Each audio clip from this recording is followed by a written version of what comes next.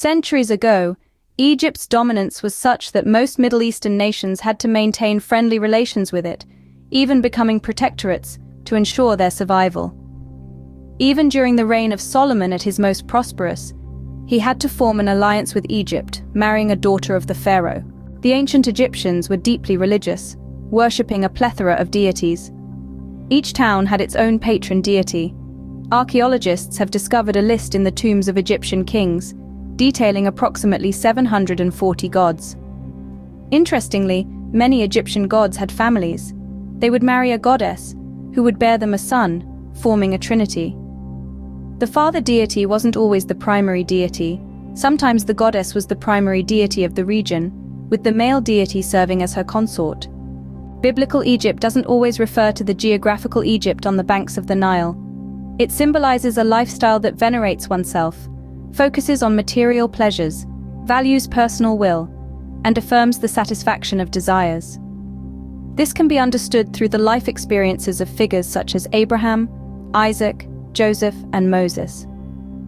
The Bible considers the essence of leaving Egypt as the path from bondage to the road of God's justice and freedom. Today's reading in Isaiah 19 talks about a prophecy God gave through the prophet Isaiah concerning Egypt. The prophecy generally speaks of a difficult time for Egypt in facing God's judgment. Firstly, there would be calamity from civil war. Secondly, there would be natural disasters. The Nile River would dry up, leading to a decline in agriculture and commerce, and an increase in unemployment. Lastly, there would be human disasters caused by the incompetence and foolishness of the leadership.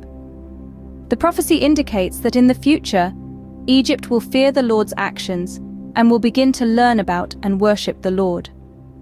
More surprisingly, the prophet says that one day, Egypt will become friends with Assyria, and even together with Israel, they will become God's people.